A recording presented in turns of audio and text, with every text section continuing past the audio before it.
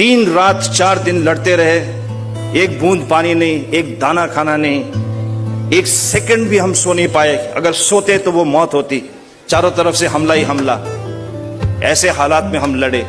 और एक मुझे बहुत अभी तक सताती है उसकी याद। एक लड़का, उसने देखा कि मैं बिल्कुल पत्थर के पीछे छुपा हूं सुकड़ के, इतनी कड़ाके की ठंड, हिल नहीं पा रहा था क्योंकि ऊपर से एक स्नाइपर मेरे पास बार बार फायर कर रहा था। उसको पता चल गया था कि यही कमांडिंग ऑफिसर है मेरे ड्रेस को देखकर।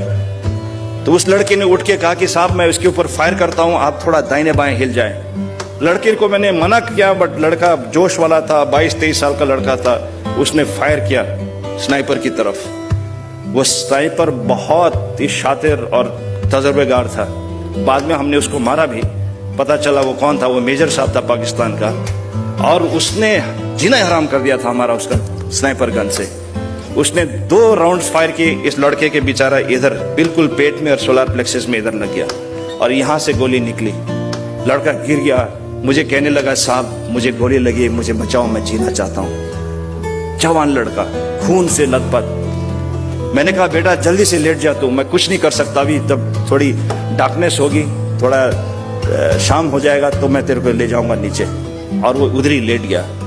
जब वो लेटा तो वो जो सफेद सा जो इतना भी स्नो था उस इलाके में, बर्फ, उसका खून इतना जोरों से बह रहा था जैसे कि किसी ने नल की खोल दी हो। और खून से बेचारा वो पूरा स्नो पहले तो गुलाबी कलर, फिर रेड, फिर बिल्कुल कलेजे के कलर में जम गया। और देखते ही देखते लड़के को मेरे ख्याल से पता चल गया कि अब मैं जी नहीं पाऊंगा, क्योंकि गोली लग गई तो नेक्स्ट स्टेप यही है कि मेरी मौत हो सकती है। उसने मेरी तरफ बहुत ही देर तक देखता रहा और मुझे कहा कि साहब मुझे बचाओ, मैं जीना चाहता हूं। मैं उसे हमेशा बोलता रहा बेटा मत घबरा, मैं कुछ करूंगा। लेकिन उस वक्त मेरे हेल्पलेसनेस की कोई सीमा नहीं थी। मुझे रोना आ रहा था कि मैं कुछ नहीं कर पा रहा हूं मेरे लड़के के लिए।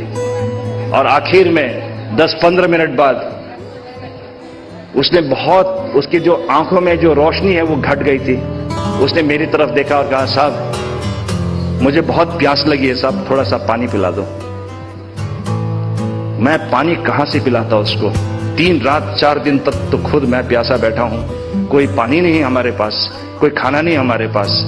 अमूमन तो हम वो बर्फ को गोला बना के ऐसे हम लोग उसको लिख करके यूज कर लेते, लेकिन इतनी बमबारी हो चुकी थी उस इलाके में कि वो केमिकल क्लोराइड जो होता है, जो बमबारी के साथ आता है, वो पॉइजन है।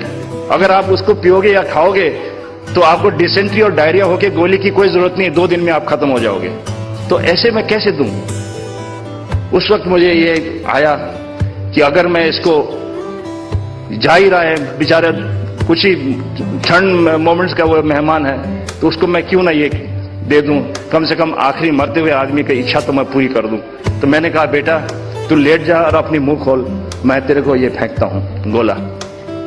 पहले खोला, पहले फेंका, हाथ बिल्कुल हिल रहा था बिल्कुल गुस्से से, ठंड से, वीकनेस से, फ्रस्ट्रेशन से।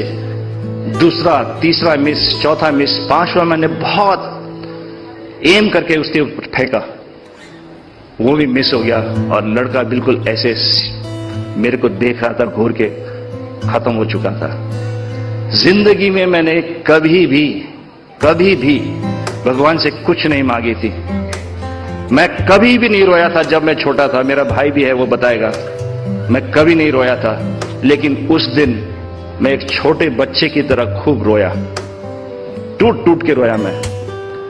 मुझे इतनी फ्रस्ट्रेशन हो रही थी कि, और हेल्पलेसनेस फील हो रही थी कि मैं कमांडिंग ऑफिसर, उस लड़के के लिए मैं तो बहुत बड़ा आदमी हूं, उसके लिए भगवान समान हूं, लेकिन मैं उसके लिए, मरते हुए आदमी के लिए कुछ नहीं कर